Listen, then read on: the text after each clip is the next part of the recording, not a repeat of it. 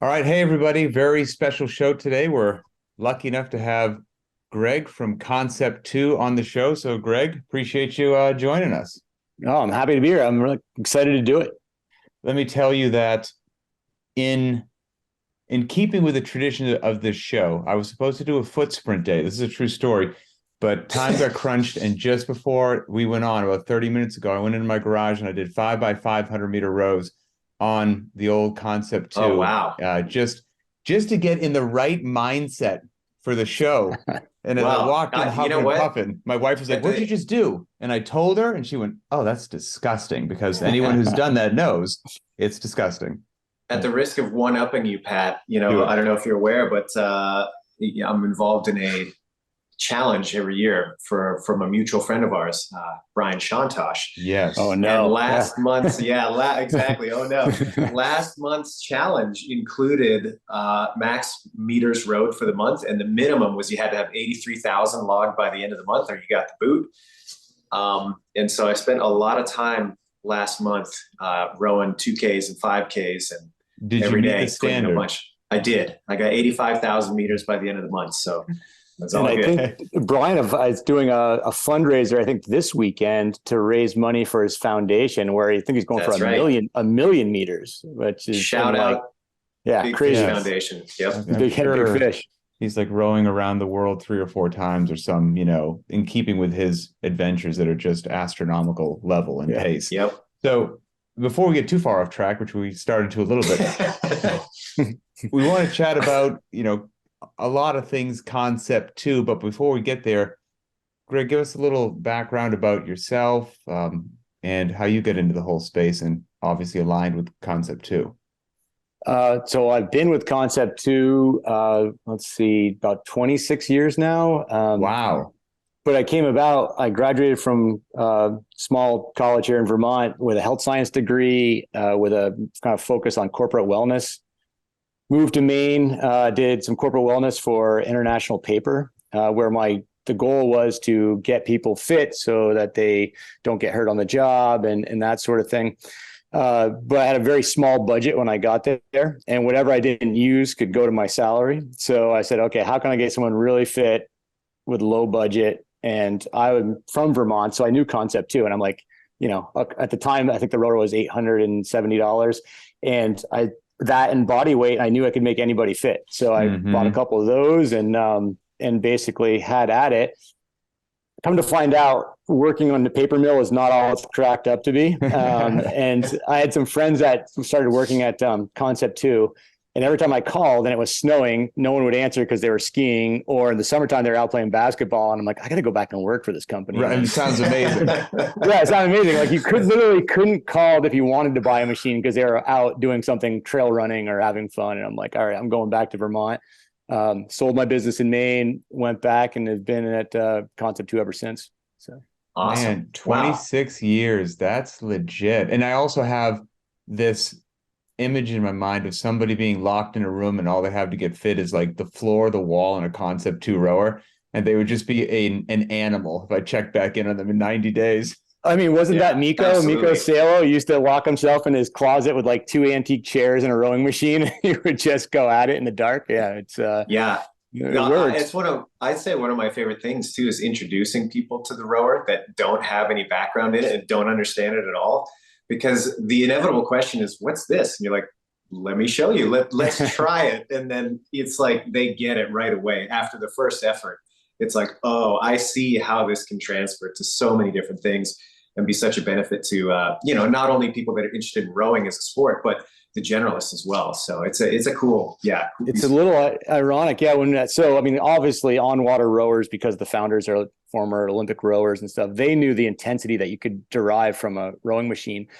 But back pre CrossFit, it would be in all the gyms, and gyms would be buying one or two rowing machines, and they didn't even know why. They're just like, every gym has them, we need to have them. And it Mm-hmm. was always like the little old lady or elderly person just using it for warm up, and that was it. And it wasn't until we started making people throw up on the rower that they loved us. It was crazy. I was going to say, I remember my pre-CrossFit days back when I'd go to Gold's Gym and do the classic bodybuilding splits in high school, I remember walking by the rower every single day, to go do something else. I had no idea what it was for, how to use it. Like it was only, again, yes, in my recent, last 16 years or so of my fitness journey that I was like, oh, that's what that thing is for. Yeah. And that's how we it had the delivers old goods. Model B in college, and I played rugby, and the coach would give you a choice. If you didn't want to run hills, you could go over the pool and use the rowing machine, because he was from Scotland and he knew the rower before from on water rowing. And I'm like, oh, that sounds way easier than running a hill. And then I go in there, I'm just like, well, this sucks. I'm going back to the hill. So I ended up doing that. You mentioned something as if it was common knowledge, but I bet it won't be to a lot of our listeners or viewers, which first of all might be shocked that you said you worked for the company for 26 years, because a lot of their knowledge might only exist in their CrossFit knowledge and not predate that. So you've been with the company 26 years. You said the founders were on water rowers. How long has Concept 2 been about? And is that how it originated? Hey, I need some dry land training because I'm a water rower. Yeah. So we're your typical New England company. We're a very practical people. The owners left. So there's two brothers, Peter and Dick Dreisengacker is their name, and they own the business. And how it came about is they're on-water rowers. They had this idea after college to make a non-wooden carbon fiber racing oar for rowing, which ended up being kind of revolutionary with their blade design and stuff. And that was in 1976. Once that they decided, when they moved back to New England to start the business, they're like, well, it's wintertime. We need a way to train. And their buddies all needed a way to train. So they literally took a Huffy bicycle, flipped upside down, screwed it to the floor of a barn, and got one of those old piston rowers with the sliding seat and put it up to that. And we've got pictures, all of it on our website, the original pictures of them messing with it. And they said, wow, this could work. It was called and then that turned into what we call the Model A. So A for Alpha. And it literally was a bicycle wheel with plastic cards in the spokes. And that's what caused the resistance, similar to the fan that's inside there now.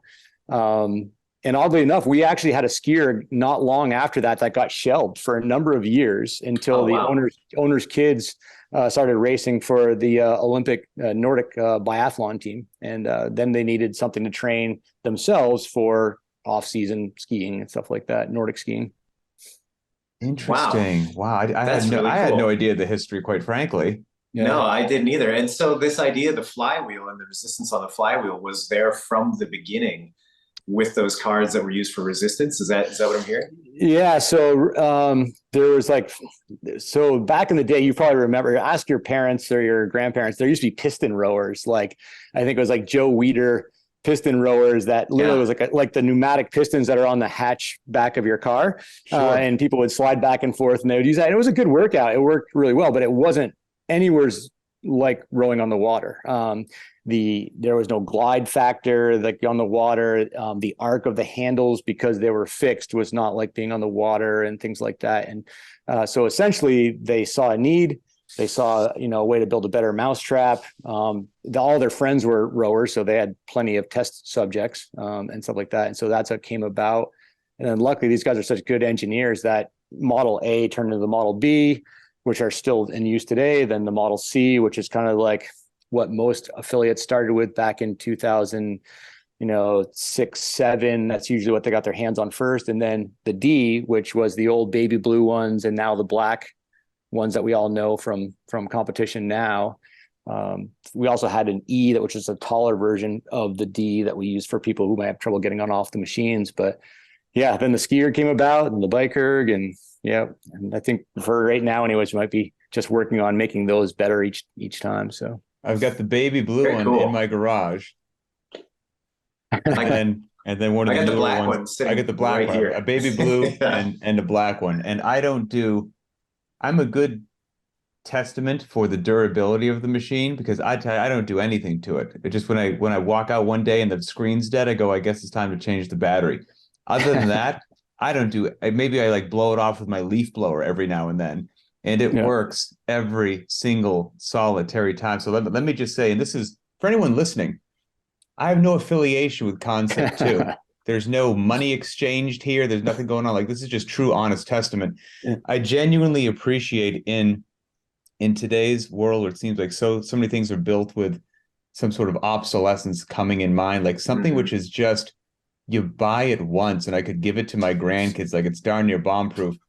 I truly appreciate that. You guys have made something that really does stand the test of time and holds up to a ton of abuse, by the way.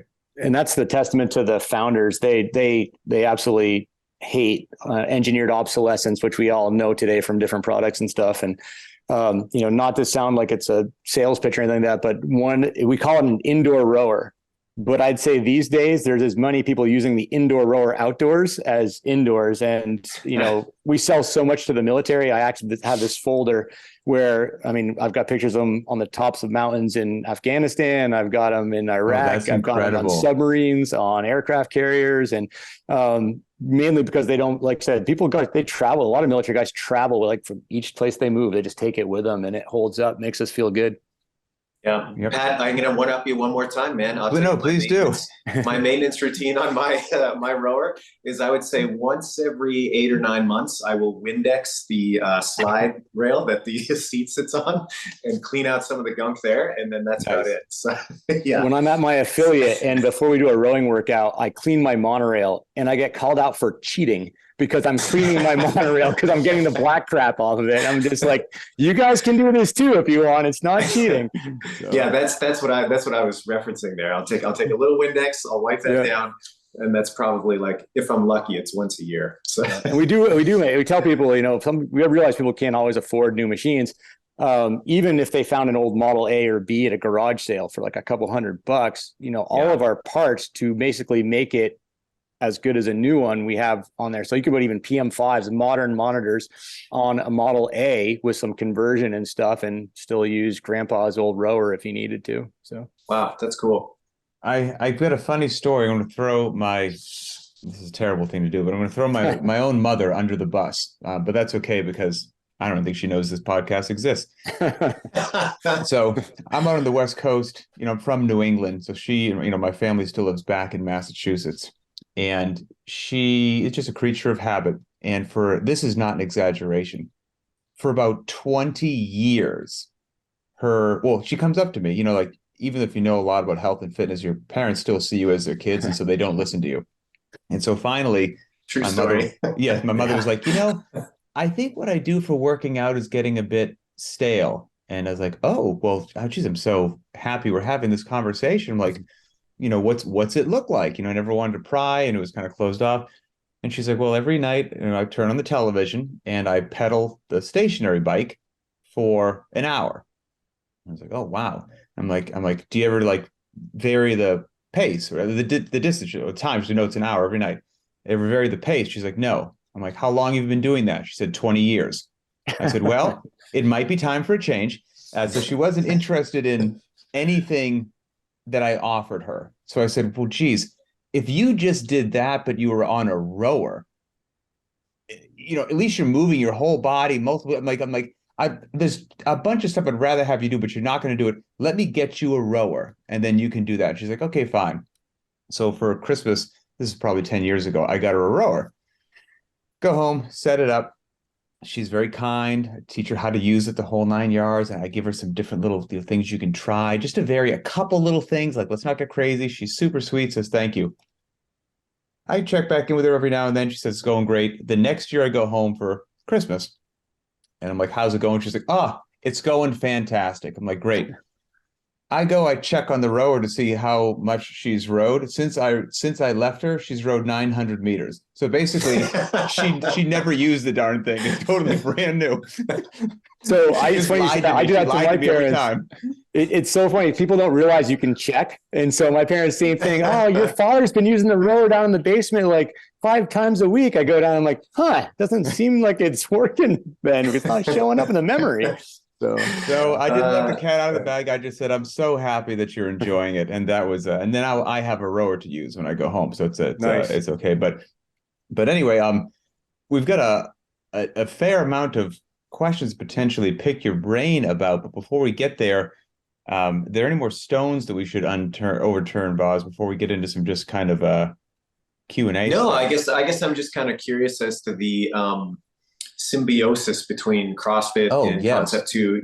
Like, it's one of those Yes. things where I think my understanding of how it kind of came to pass is maybe not in line with reality. But I remember reading the early journal articles way back in the early 2000s, and the original Garage Gym article where Greg Glassman wrote this awesome article that basically said, hey, look, if you want to get really, really fit, you do not need a facility that somebody else owns, and you do not have to wait for them to cater to you. And in fact, it's probably going to be better and more efficient if you just get a couple of pieces of equipment and a few square feet and you go on your own. That was before affiliates, and so you couldn't really go to a purpose-built facility. Now people have that option. It's awesome.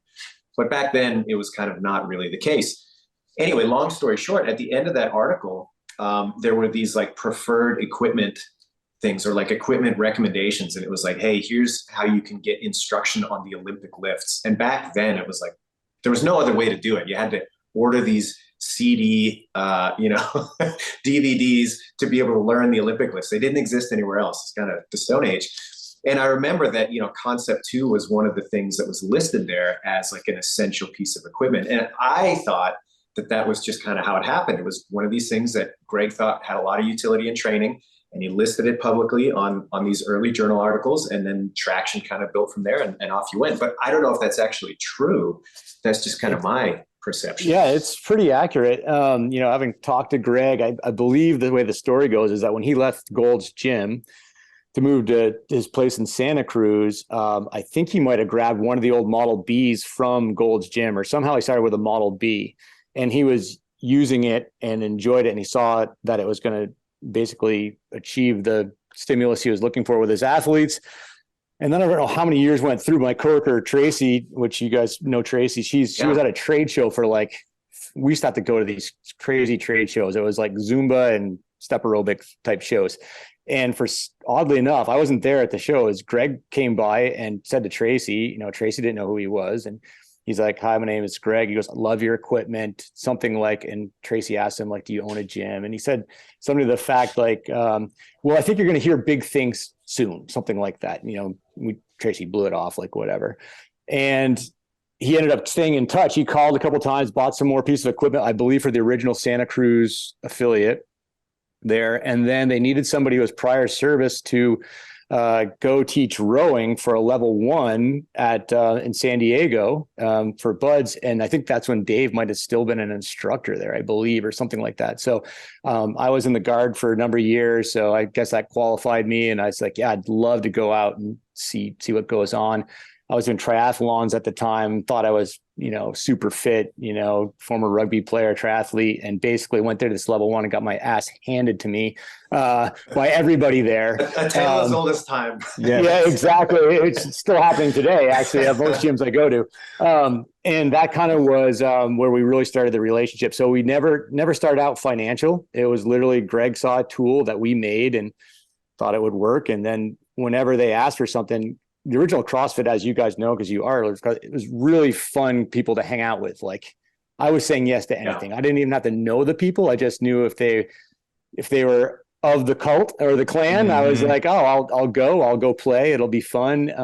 And then met Greg, met Dave. And that was when there was talk about, hey, we're thinking about wouldn't it be fun if we had a competition where everybody came and did CrossFit? And then of course the first games happened and they said, hey, can we get some machines out to Aromas, California for this thing that's never happened?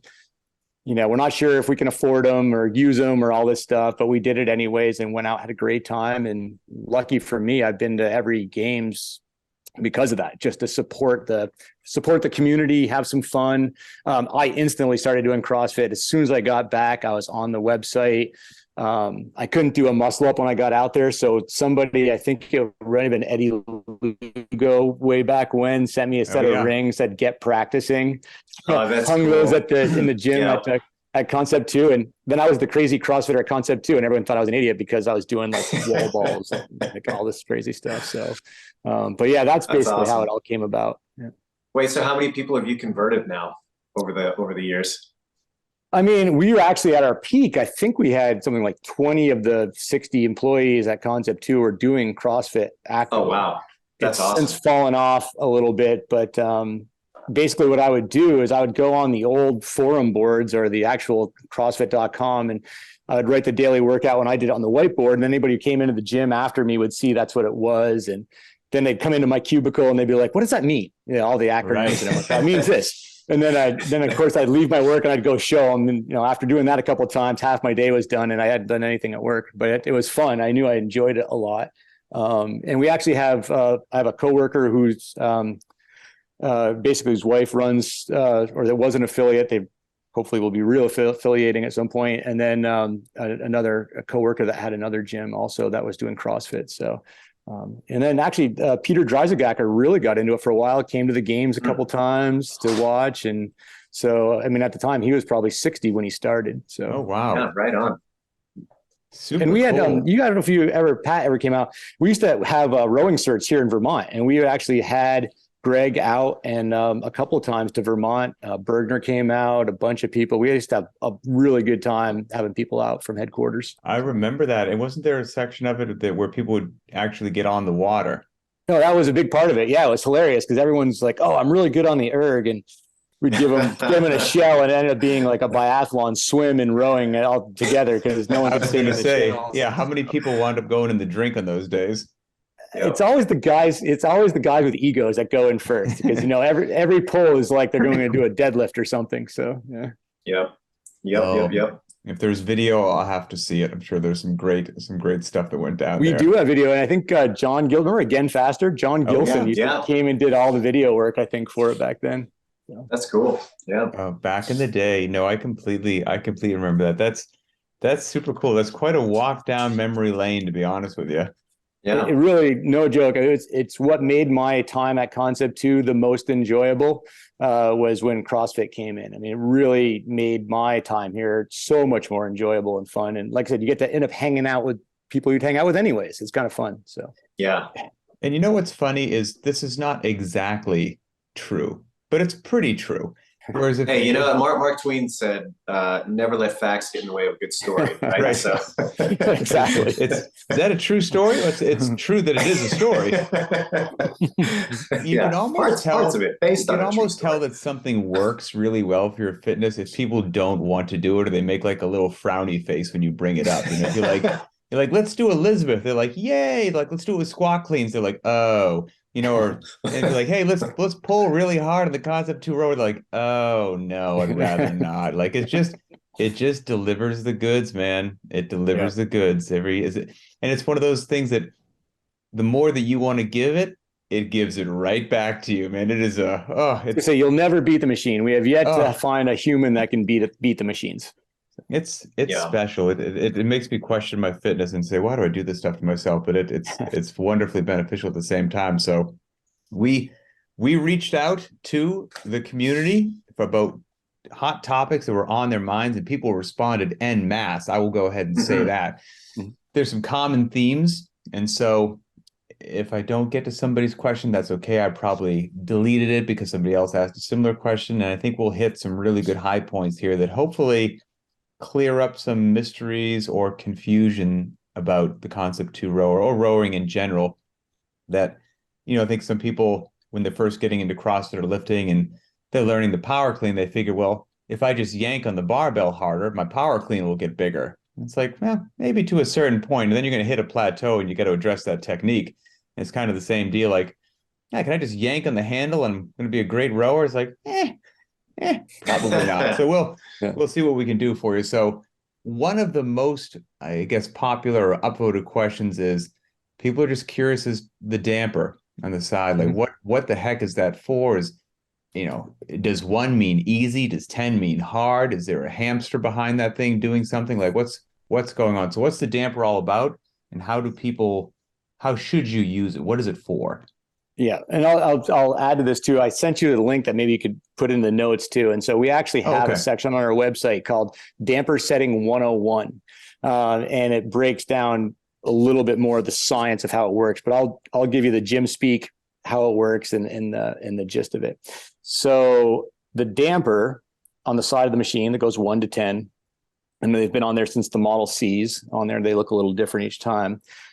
You'll notice if you look at it from the side, when it's on 10, there's a big open area where the air gets sucked in. And on one, down by one, it closes that off. Anybody who has a fireplace, it's like a chimney flue, open and closed basically on there.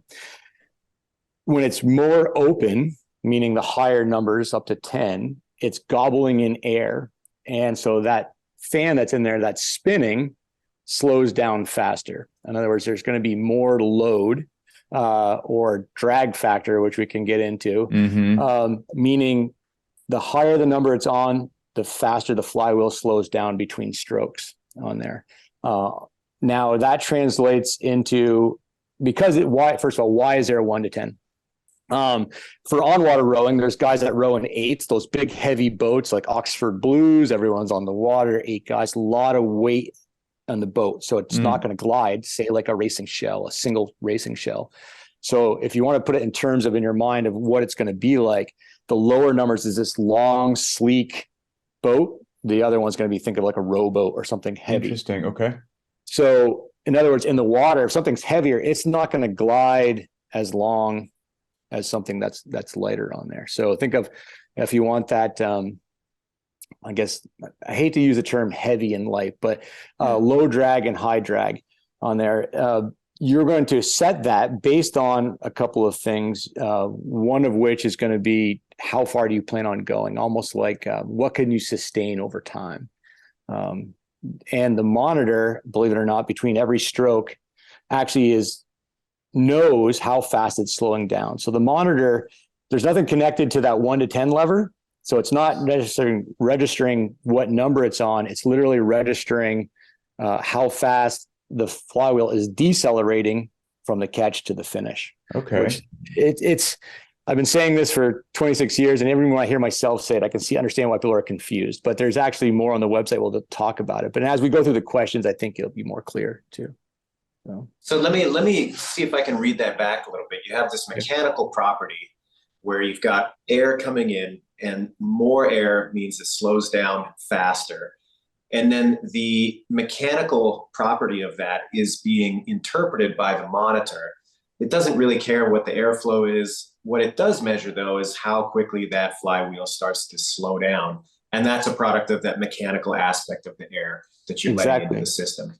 And that's right. And then why we're so accurate and why you can't compare, say, like a Zebex machine or something like that to ours, because where the science is in there is in the monitor and how it does the mathematical calculations. To get a good time on the rower, there's a couple of different things. It's got to be power, but there's also acceleration. So, how fast can you get that flywheel moving? How long does it move for? There's a couple of different things in there. And the monitor basically does all that calculations. That's why people say like, oh, my machine's 20 years old, I need to recalibrate it. Well, you don't, because the machine actually recalibrates between every single stroke. It knows exactly what it's doing. So that's why, say someone was going to try out for a college crew program. They could be on their dad's 20-year-old Model B, or not 30-year-old Model B now, or a brand new machine, and their times are going to be exact or very, very similar on either machine. Yeah. Well, you just took that excuse from I guess I can't do the whole got to recalibrate my monitor. Well, so that being said, I'll tell you this. So you guys probably know, not everyone probably knows, but so there's the damper, which is the 1 to 10. And then there's a number called drag factor. And the drag factor you can find on any of your monitors. I don't know if you can see, I got a PM5 here. I don't know if you can see it or not, but if you look at a PM5 and you turn it on, if you can see it, but there's going to be more options. And then right at the very top says display drag factor. And when you hit display drag factor and you start to row, it's actually giving you a numerical number to represent how fast it's slowing down. Everybody should know this. There's no such thing as a cheat code or a way to beat the machine, but you can be smart about the machine, which will give you a definite advantage over someone who doesn't know this sort of thing. So for me, say I know my sweet spot, my drag factor is a 117, and that's going to be for anything from probably a 5K, probably from 1,000 meters to a 5K or a 10K. That's my starting point. That's where I know I feel good. It's not too heavy of a load. I can feel quick and lively at the catch. And then from there, I make some adjustments. If it's a bro challenge bar trick and we're going to do 100 meters, well, I know I can move that up because I'm only going to go 100 meters. I can blow up in 100 meters. I'm just doing it to beat my buddy. But there's no way I would have it on, a high number for any length of time because you're just not going to be efficient. So everybody should start out, row like they normally row, find out what that drag factor is, and then maybe try a little bit lower on a same distance. Say you use a 2K or a 1K as a test, and then start feeling around where they're most efficient on there. The other reason why it's good to know this is that on our machines, you'll see there's a screen or on the outside of the machine where the air diffuses out. In some gyms that don't do any maintenance, you'll see those holes clogged up with dust and dog hair and things like that. If those holes are clogged up on a new machine, say you're at a 4 damper setting, if they're closed off or the air can't flow well, you might need to bump it up to get the same drag factor. So on a new machine, so say I'm like, there's a thing called Crash Beads, the World Indoor Championships. They used to always be in Boston. And I train here in Vermont, and I know on my rower at home in my basement, that 117 drag factor is my sweet spot. But then I'm going to a machine I've never used before, probably newer than mine, in Boston, at sea level. Rather than just going to the same number 4 that I always row on, I'm actually going to bring up the drag factor and I'm going to adjust my damper to get me to that 117. And it might be a little bit different. It might be a 4.5, it might be a 3.5, depending on the machine. So that's why it's always good to know how to get drag factor and how to look at it on there. So. Yeah. And this might be jumping ahead just a little bit, but to go back to something that you said earlier, basically what we're talking about here is the time it takes for the wheel to slow down. And the way I think about this, and I'm curious as to whether this is accurate because I've never really talked to anybody about it. I think about, okay, we're on the water. I do a stroke in the boat. It's going to propel me forward. But at a certain time, I'm going to stop moving, right? And so if the drag and the damper is really, really heavy, what that means is it doesn't take long for me to do a stroke and stop and do a stroke and stop. And if I'm not aware of that, what that means is basically every time I start a stroke, I'm starting from closer to a dead stop than I would be otherwise. And so the way my mind works is I translate that to something like a sled. Like if I'm pushing a sled, the hardest part about pushing the sled is getting it going initially. Once I get it going, if I can keep it going, it's going to be okay. But if I stop every step and try to start from a dead stop, it becomes really, really muscularly difficult. And I feel like that's kind of the same thing that's happening on the rower. So that is close. Like I'm not. Yeah. And actually very, very well put. That's a great analogy for people. And that's also where you take what you just said and then stroke rating. Because you also don't want to take too many strokes and you don't want to take too few strokes. Like you said, you want to be able to keep it where it's moving and it's moving at a good pace where you can sustain the duration that's being asked of you, whether it be a marathon, 1K, a 2K, and then the adjustments are made within that. But that was a great analogy in there.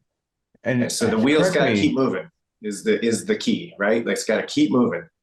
It's got to keep moving. I saw there's some other questions later on we'll get to about starting and things like that. But yeah, you're right. That's why you want to find where you're most efficient.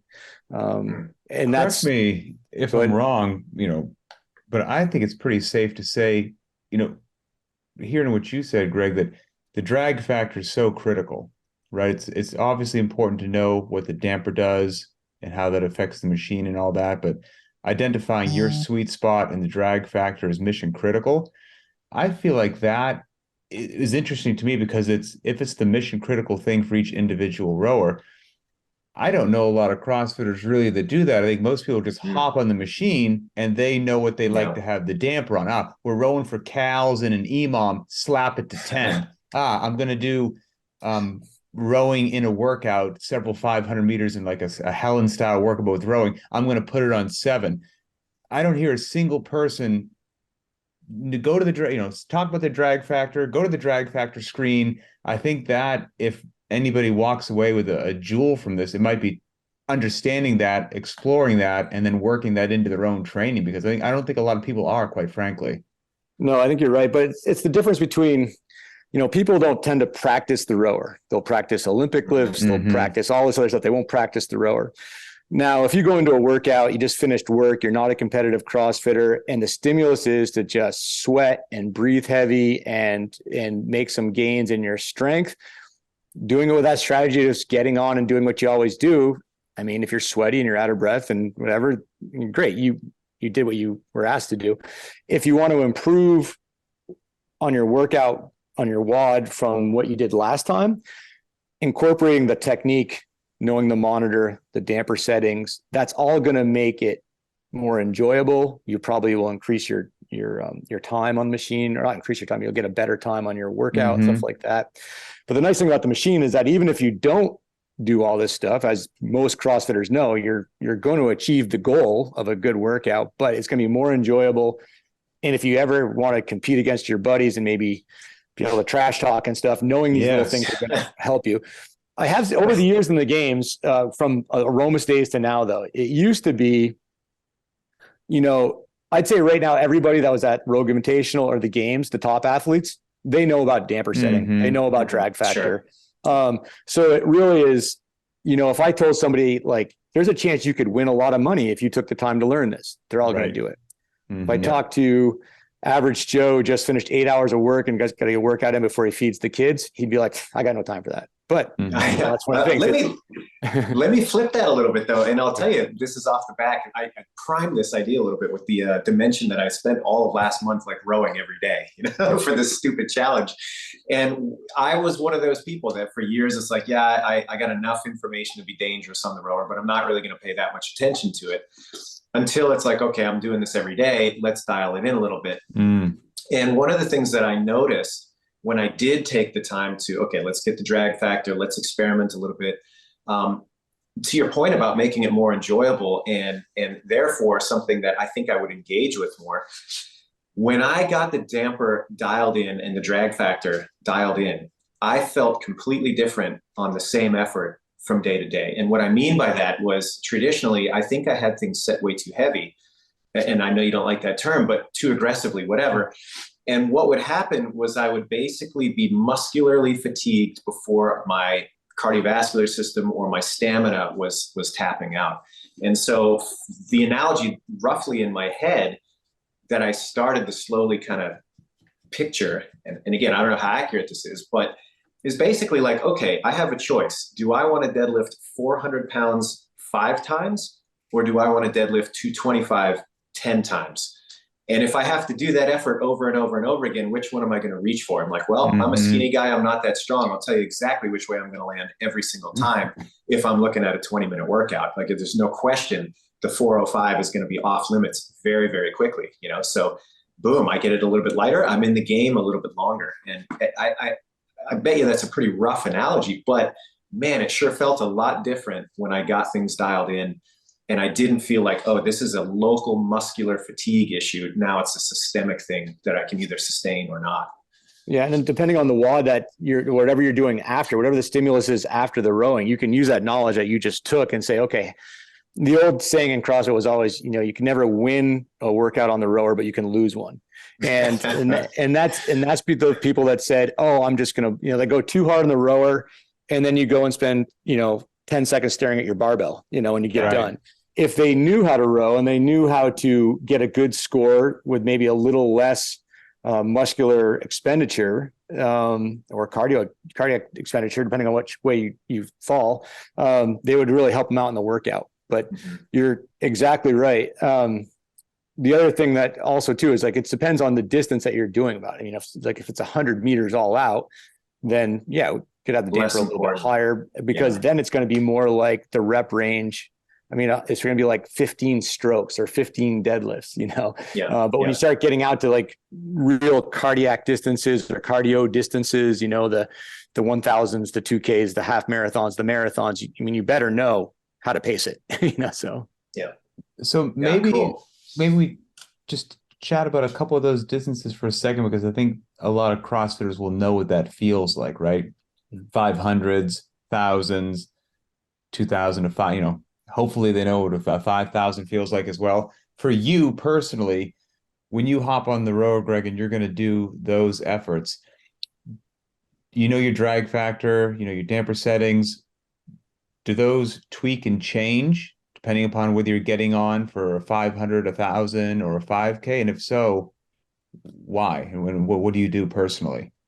Yeah, I mean, so that's a good question. So on the longer distances, first thing I'm going to do is I'm always going to set my drag factor when I sit down. Set my drag factor, make sure my damper is where I want to have it.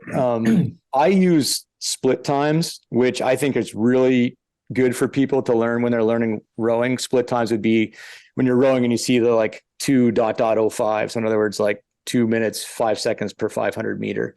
I use that a lot on my distances, and I kind of already know benchmark how I'm going to feel at those averages. Mm-hmm. So I know that, at a 2 minute split, I'm pretty good for quite a while. That's definitely doable.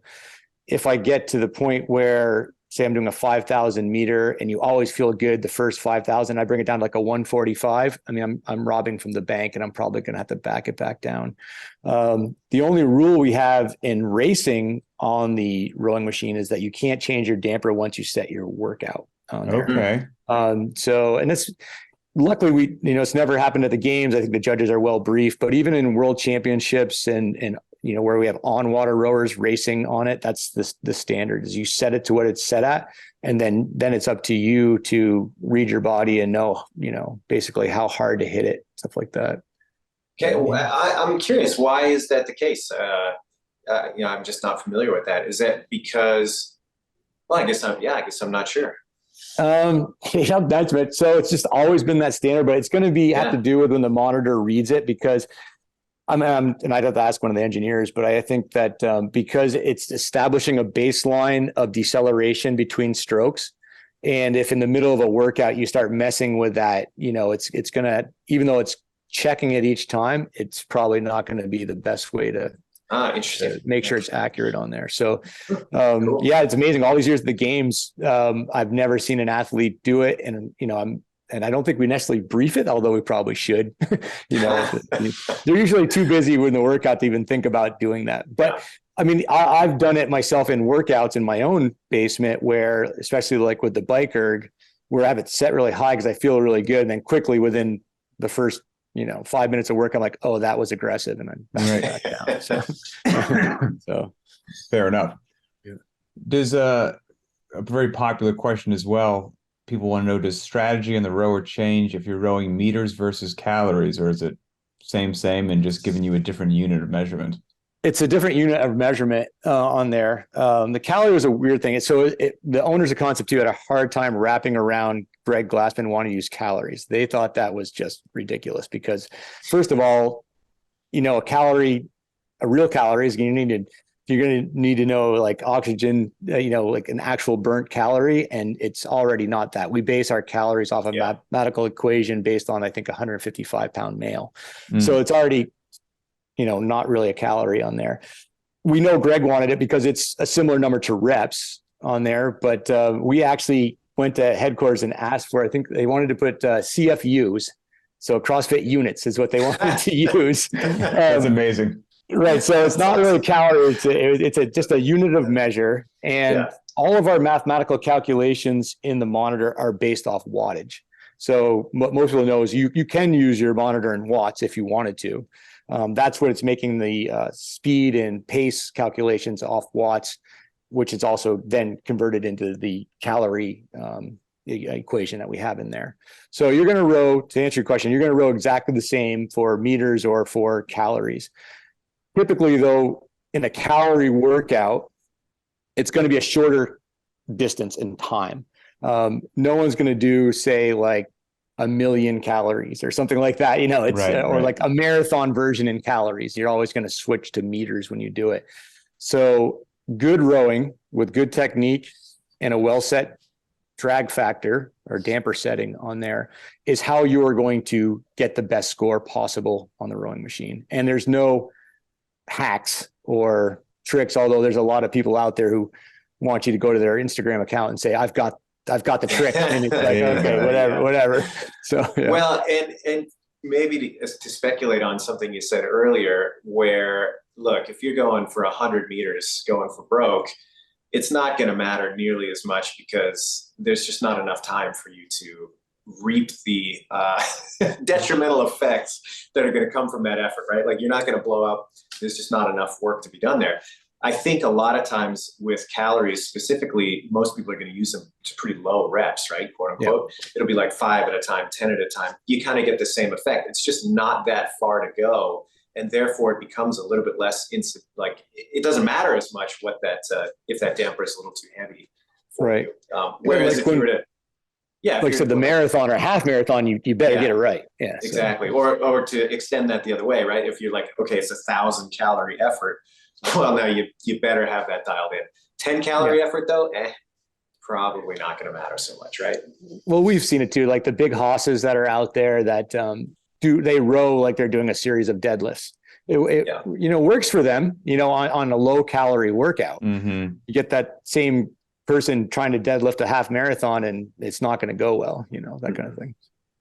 So a general encapsulation so far, we've got a bit more to go, is be it calories, be it meters, be it a 500-meter effort, be it a 5K, be it 1,000-meter repeats, your friend is going to be learning about and understanding and finding your drag factor, understanding what the damper does, and then just using those tools to your advantage, regardless of the workout or the distance.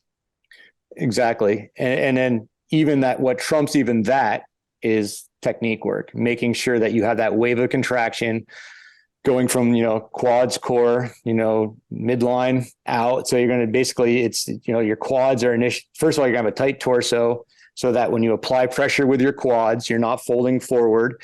You're going to try to translate that power from your legs through your torso, through your arms and into the chain without any, gaps in there. So in other words, if you have strong legs with a great leg drive, but your scapulas come forward or you lean forward, that's absorbing that power from your legs. You want to get as much power from your quads, hamstrings, glutes, and hips up your body, down your arms, into the chain, into the flywheel. That's really the way to go.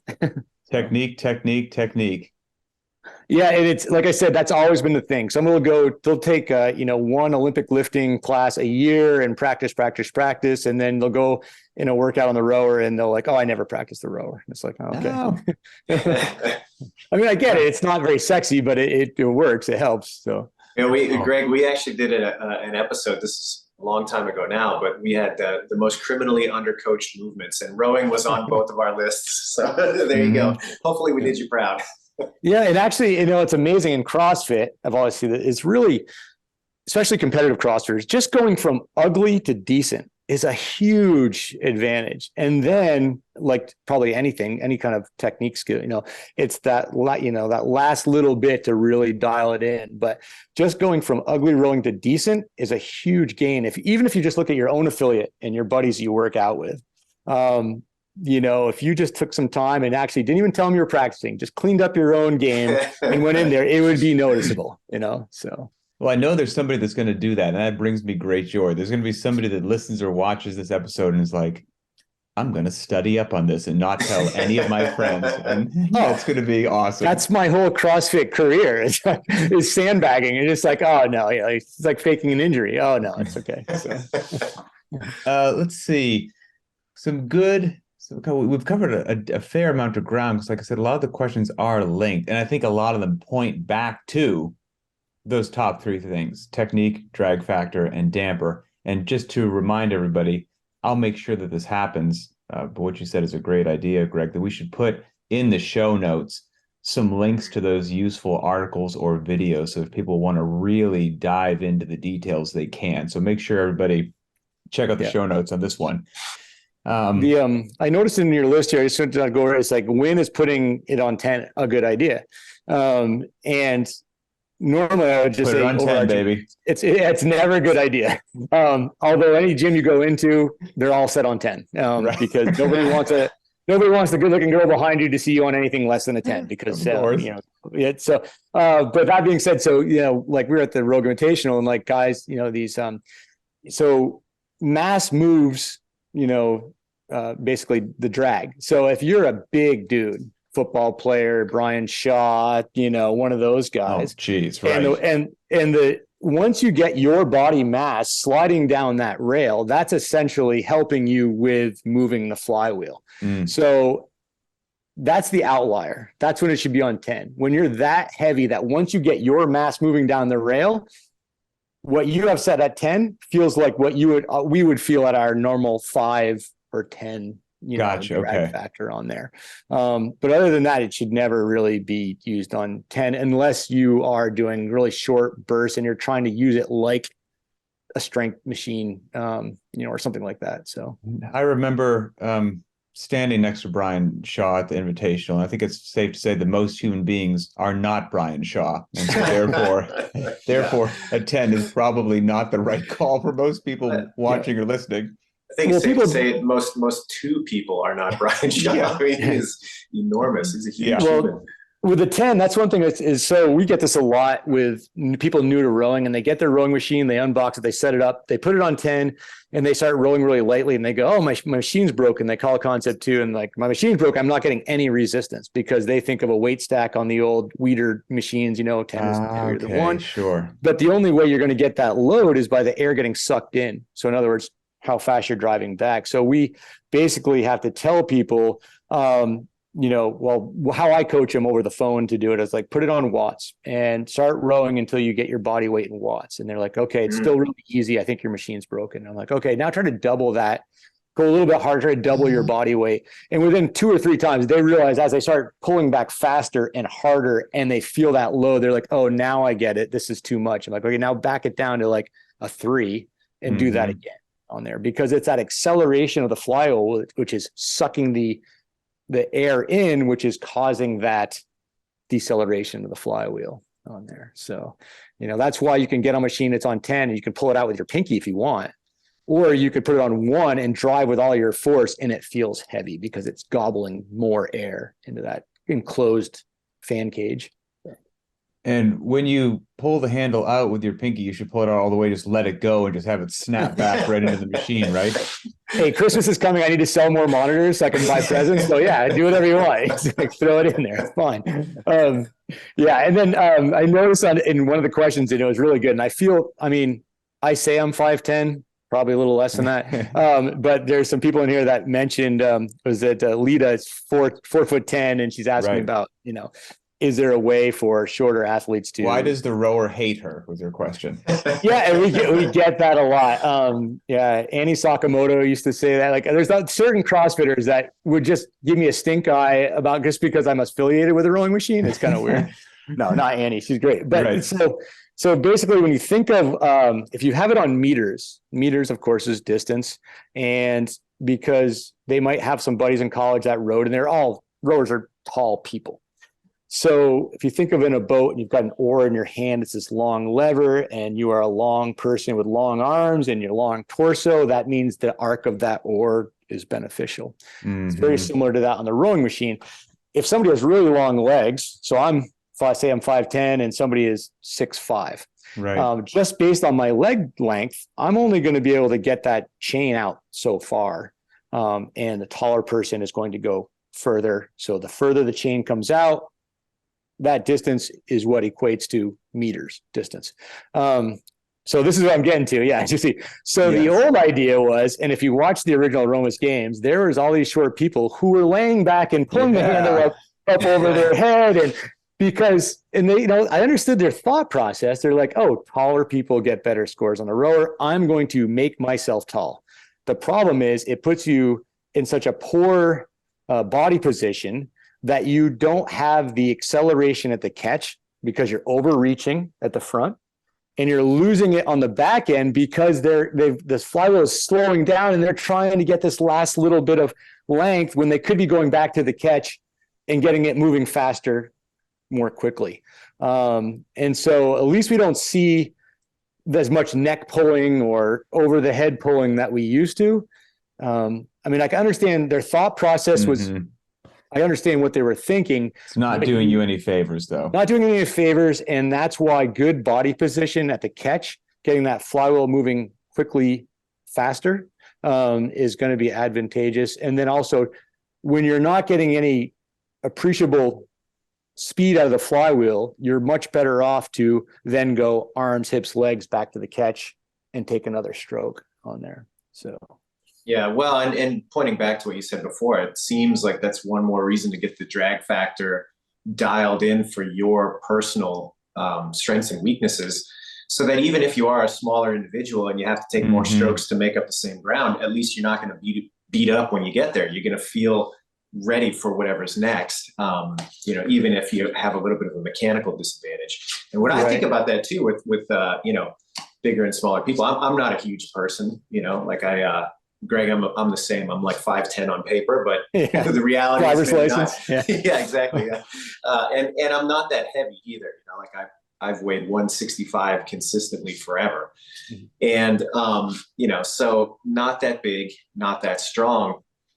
And what I'm getting at there is you can still make up by effort, it doesn't matter if your mechanics aren't exactly ideal for rowing. What you put into each stroke, you still have muscular effort on your side. You know what I mean? So you can play around with that, and you can maybe not overcome it because there's certain things that are just fixed, but you can certainly, I think, narrow the gap. And to your point earlier, if you've got a better technique and you're more efficient, even if you have to take more strokes to get the job done, it's likely that it's going to be less of a deficit than maybe you have in your head.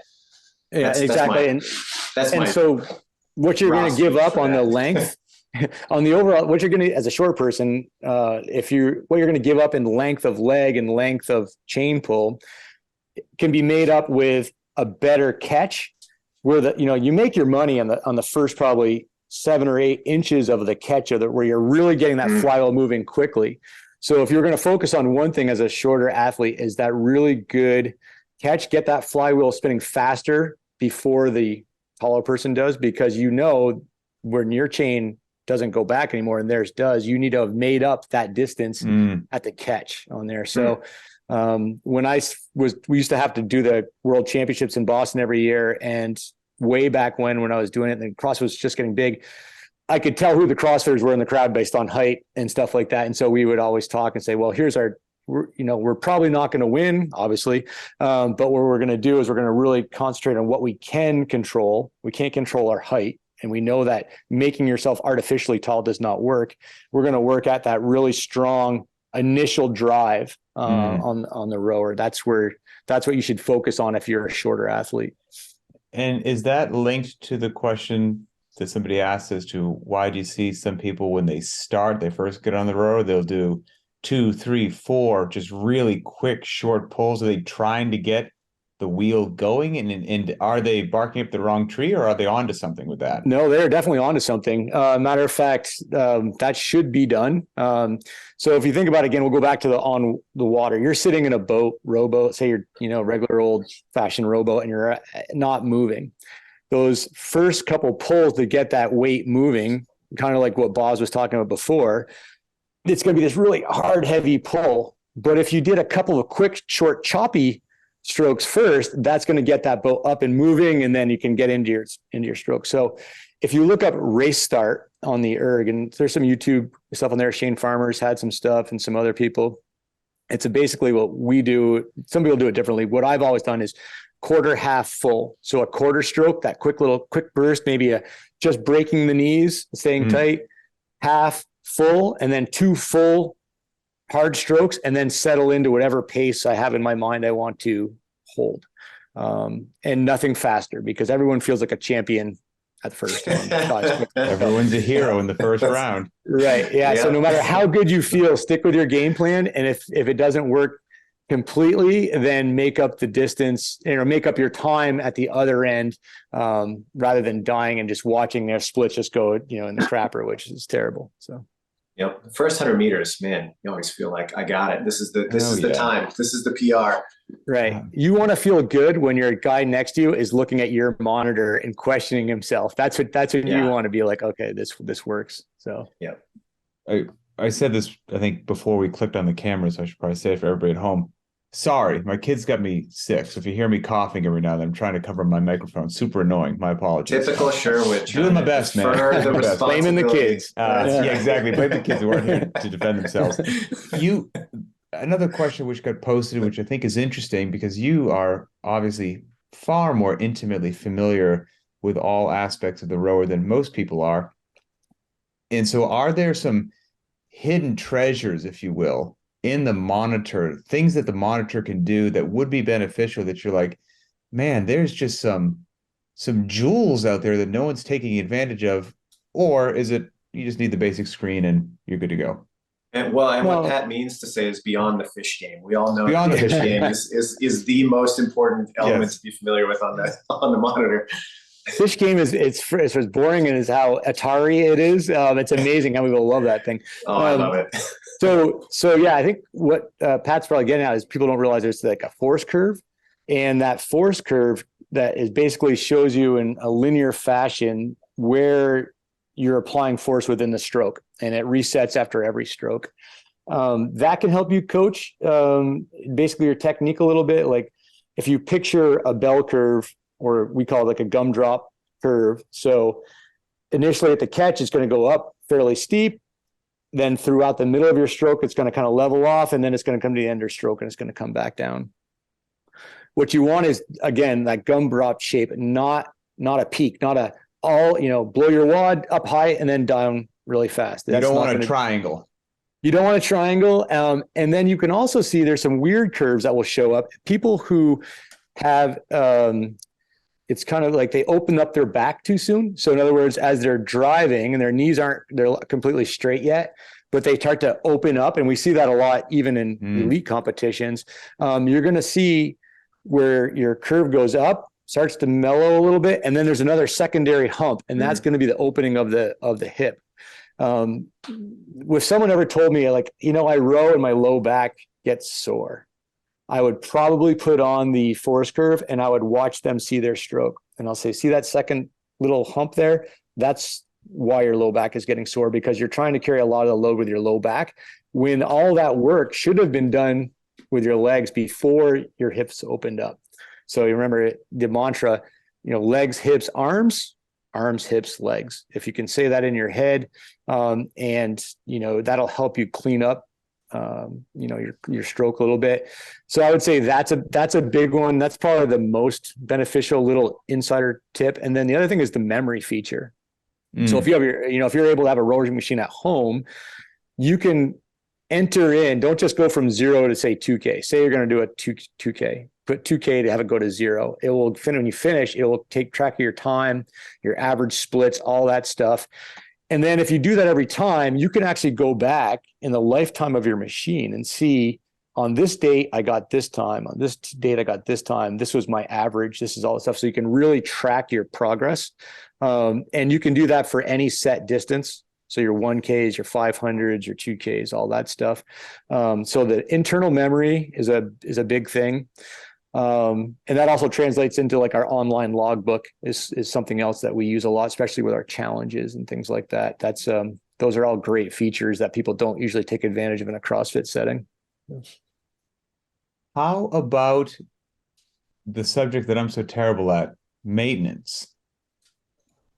That's just hose it off. What do you need to do? You can do that. Really, as far as maintenance goes, they're pretty bulletproof, really. I mean, if you don't clean off your rail, it gets this black gunk on it. And that black gunk basically is the seat rollers compressing sweat and dust that was on the monorail and making these little black pancakes on there. And it's also reacting with the stainless steel of the track, and it makes it like that. And that's what gives you that bumpy ride.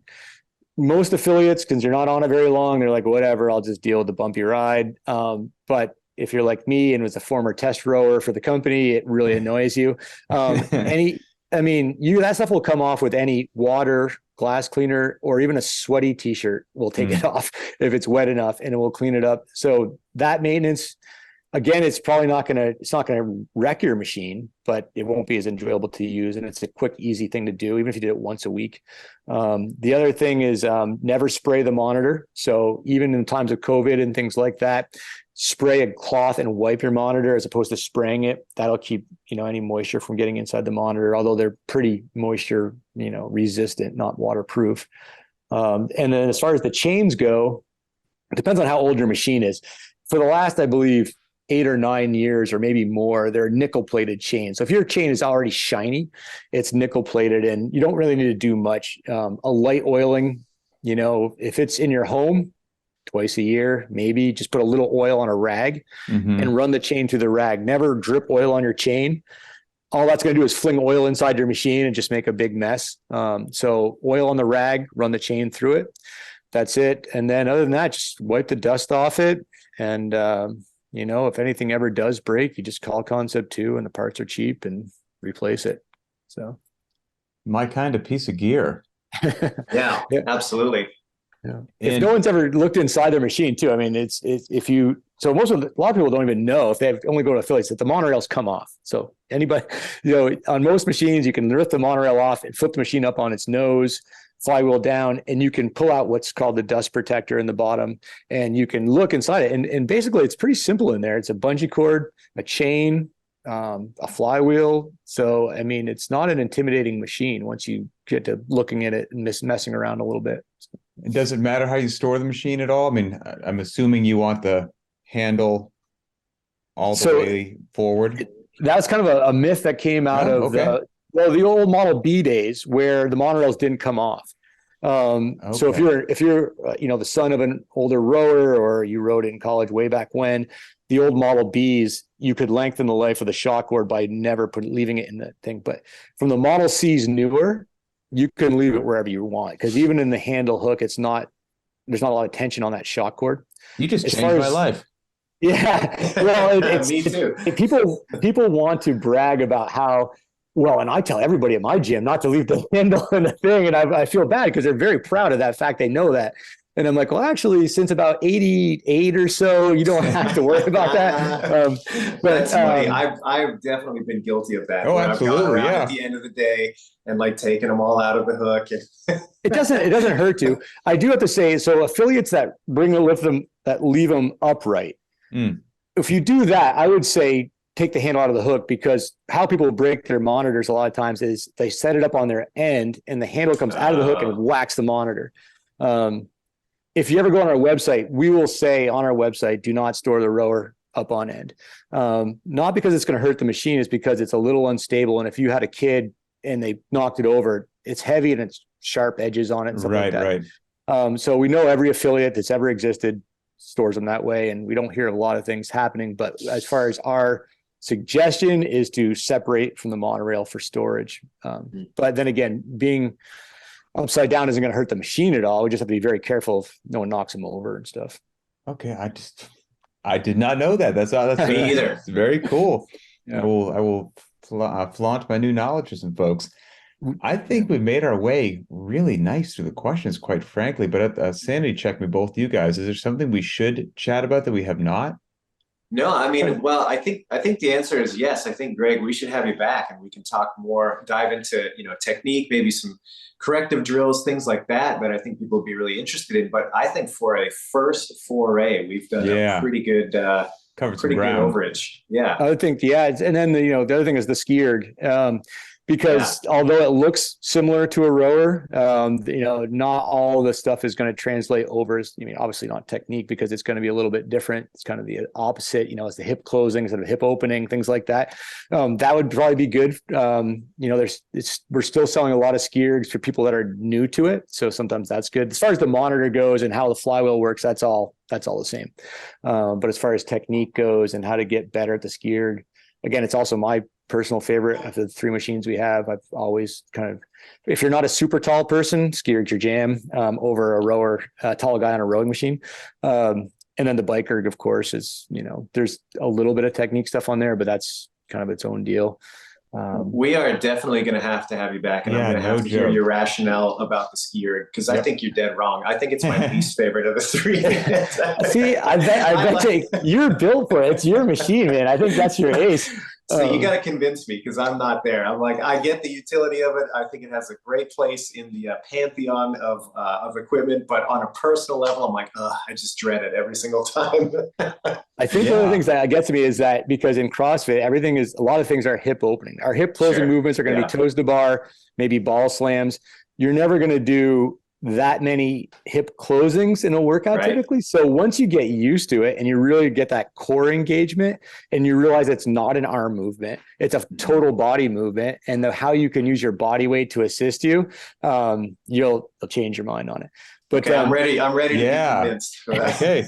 Yeah. Well, we have you guys come out to Vermont and we do one live here or something like I'd love that. I would love that. No arm twisting needed for that. So yeah, it sounds like we do have plenty to have a full second show. So that'll be cool. But Greg, first of all, again, thanks so much, man, for your time, your knowledge. I mean, for how long you've been around the community, and you have continually been just a positive individual to deal with, helpful, supportive, and positive. So Absolutely. truly, thank you for that.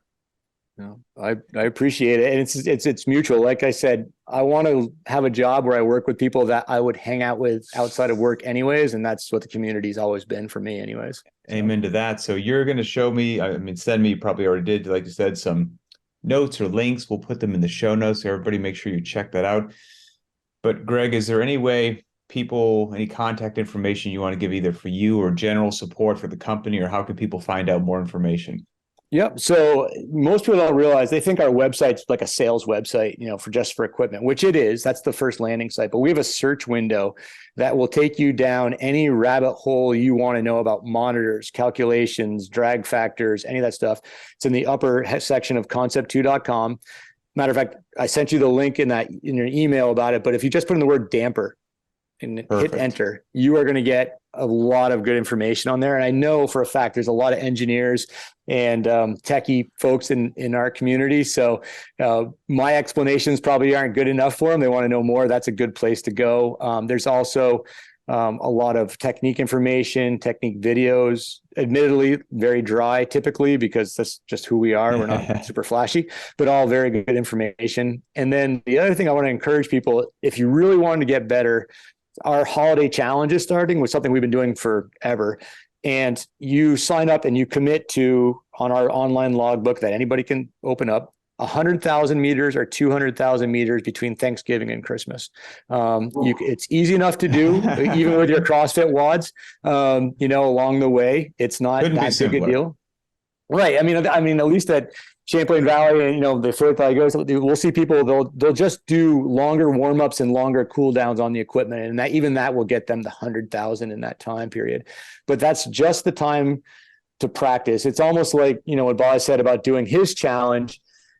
You've got plenty of time to think on the rower. If you're doing it just as rowing and not in a wad, and it's just you, you start to figure out the nuances of, oh, wait, I know if I do this with my feet or my legs or something like that things feel better.